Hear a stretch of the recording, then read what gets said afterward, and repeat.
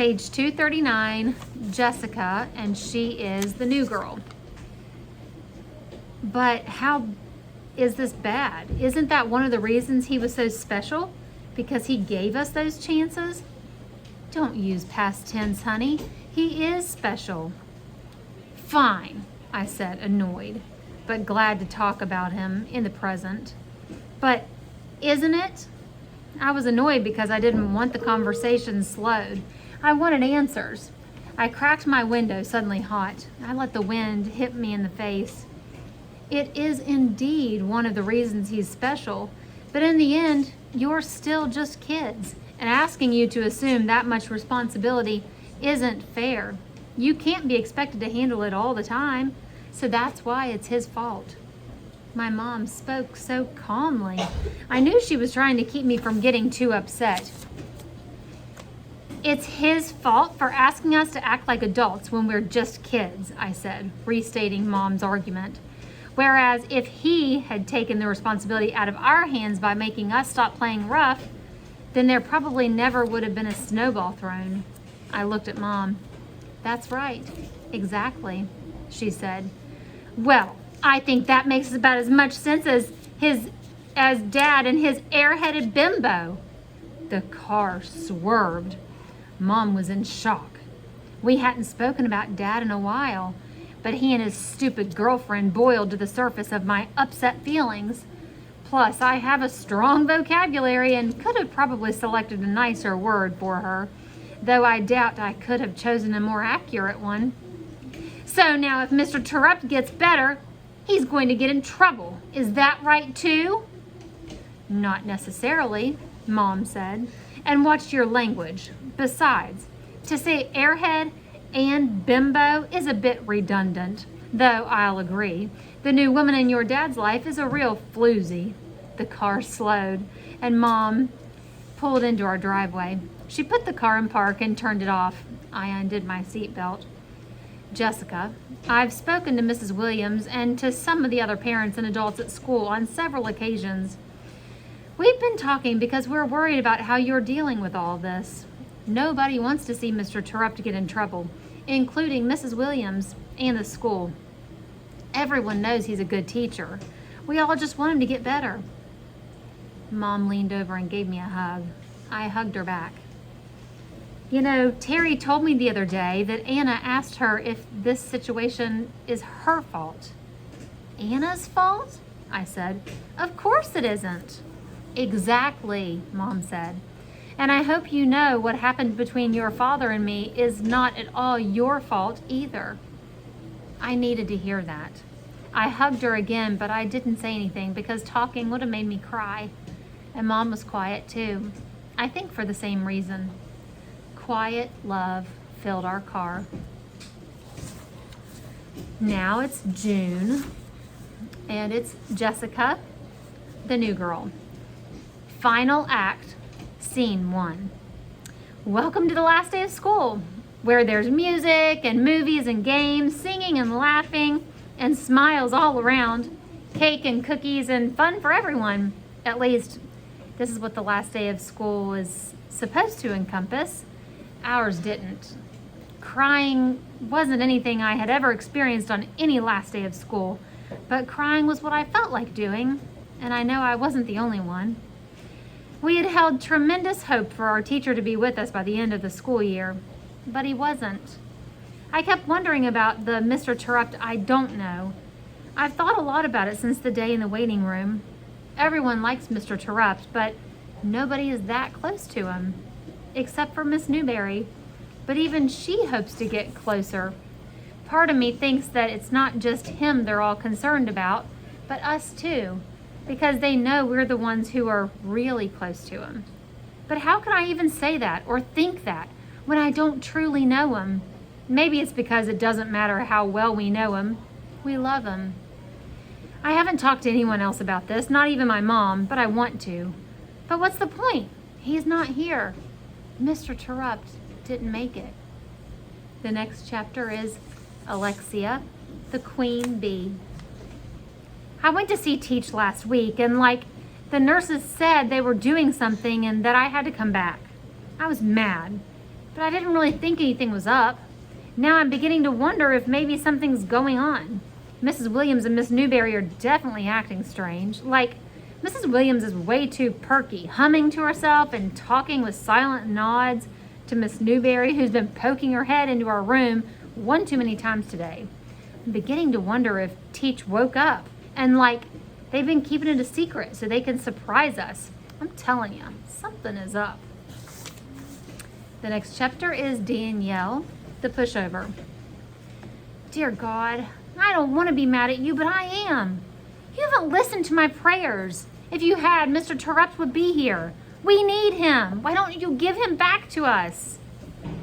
The next chapter is Anna, the shy one. Mrs. Williams makes me mad. Our whole class is feeling terrible, except for her. She seems happy, walking around with that bounce in her step. I even heard her humming at one point, but she quickly stopped when she realized I had noticed. Is she really that happy to get this year over with? Then the thought hit me. Does she know something that we don't? The next chapter is Luke, the brain. No, Mr. Terupt. Things suddenly changed drastically for me. I kept believing that he was badly hurt and would recover. But now that the year is over, the thought of him not making it seems very real. I'm scared. The next chapter is Jeffrey, the slacker. I don't know what's going on with Mrs. Williams, but I want to punch her. This is the worst day of the year, and I see her wink at Anna. What's the matter with you? I want to scream at her. I don't care if she is the principal. In case you don't notice, Terupt's going to die. I want to yell that at her too, but I keep my anger inside. Don't you dare wink at me, lady. The next chapter is Jessica, the new girl. Final act, scene 2. All day long, I fought back tears, and now tears streamed down my face. I couldn't believe it. Mr. Terupt made it. He was here. He was okay. We rushed out of our seats, our bodies pressed together in a giant class hug. I missed you, he said. We missed you too, we shouted. I love you guys, he said, bending down to our level. He looked at each one of us and hugged us one by one. He hugged me. I love you, Mr. Terupt, I said. The words danced out of my mouth. I love you too, Jessica. We hugged some more, and then Mr. Terupt spotted Peter. Peter hadn't been part of the hug. He was still sitting in his seat, probably too scared to move, too frightened to think what Mr. Terupt might do or say to him. Mr. Terupt stood up and walked over to Peter. We watched, and he taught us like he did every day we were with him. He showed us how to forgive.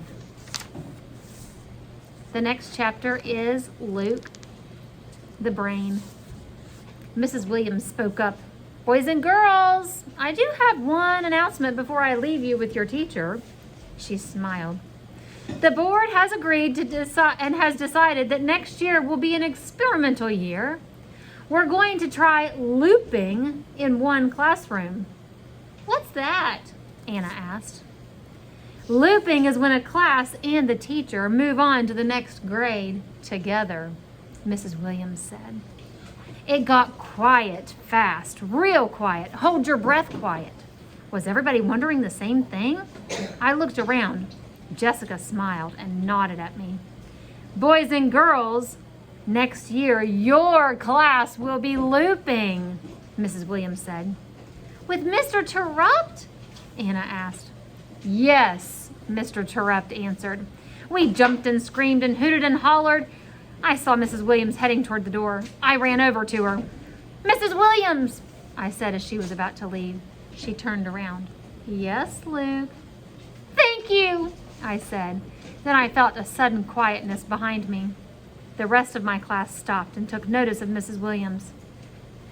Thank you, Mrs. Williams, voices called. She looked at Mr. Terupt.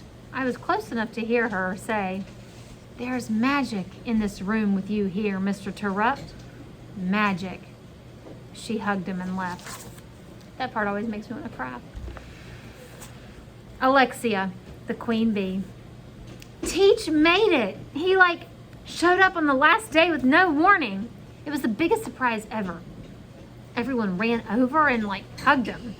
Then Teach went over and hugged Peter. I liked Teach so much when he did that. It made me think of the day he took me out in the hall.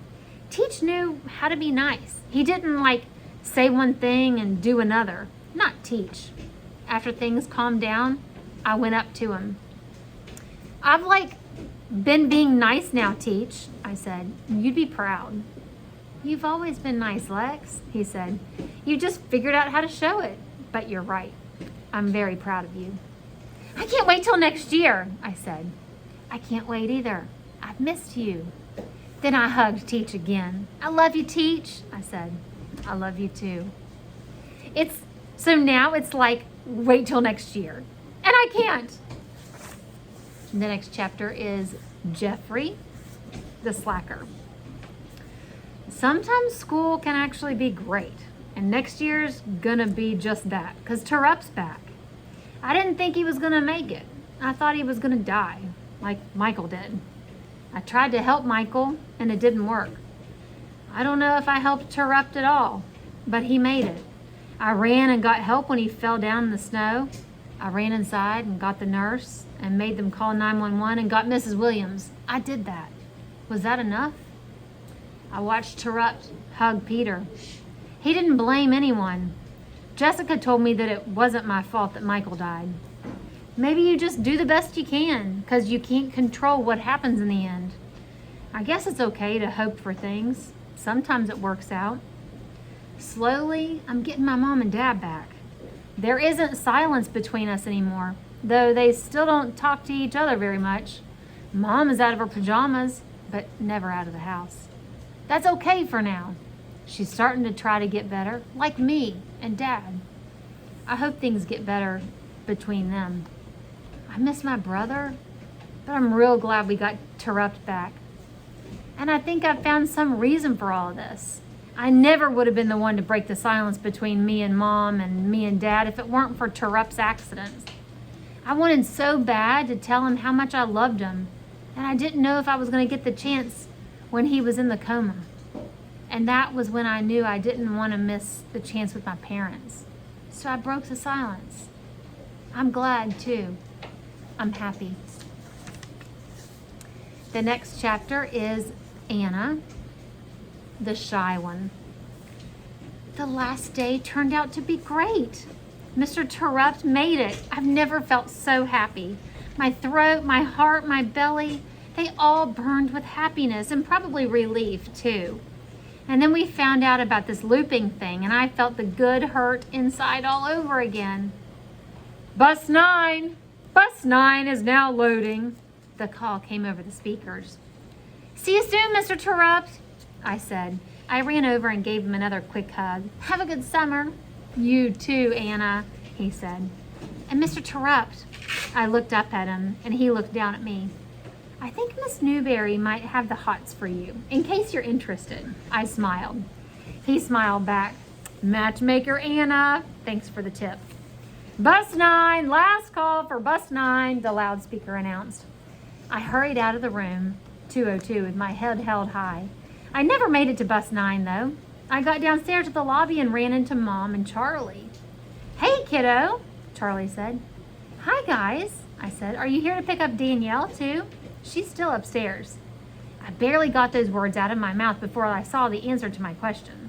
Danielle's mother walked into the lobby. She spotted us right away. Hi, Mrs. Roberts, I said, finding no small amount of courage. Would you like for me to go upstairs and get Danielle for you? Not needed. Danielle came through the stairwell door and entered the lobby. She took a second look at everyone.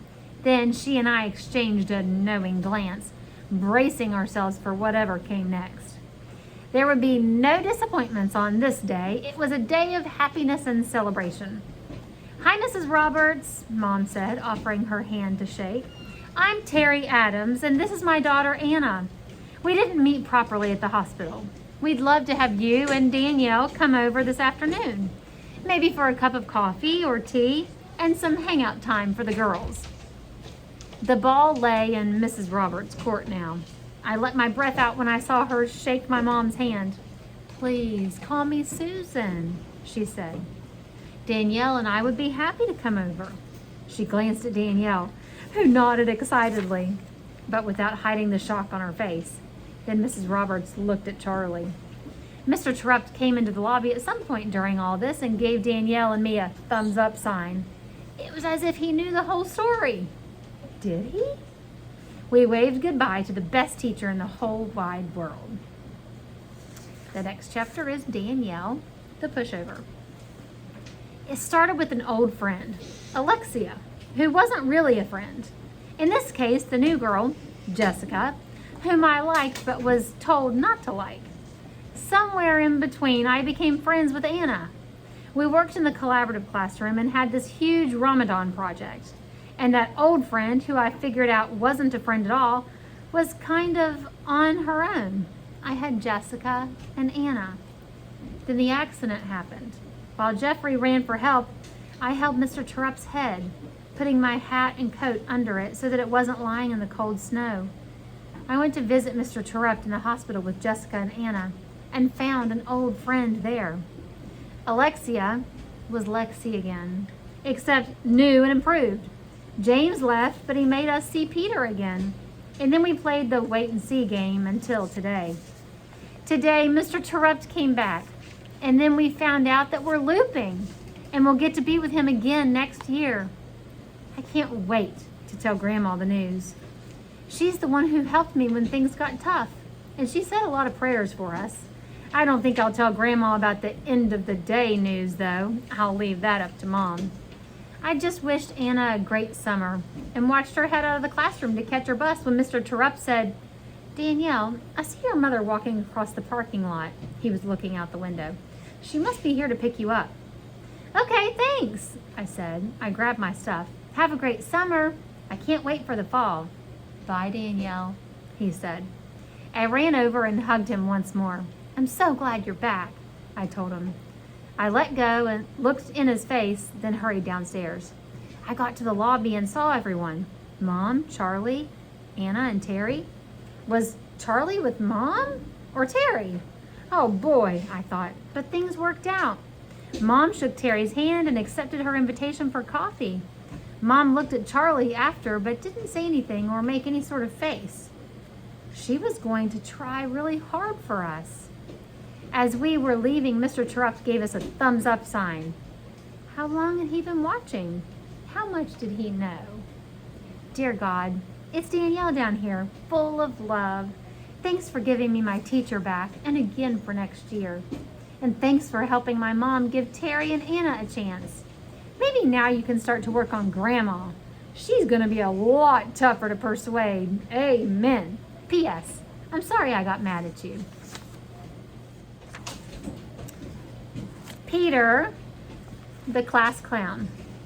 Out of nowhere, I heard the screams. Mr. Terupt! Everyone around me jumped up and ran toward the door. I couldn't believe it. Mr. T was back.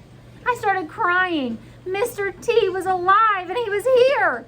I stayed in my seat, trying to look small, but he spotted me. The room grew quiet as Mr. T walked toward me. I was scared again.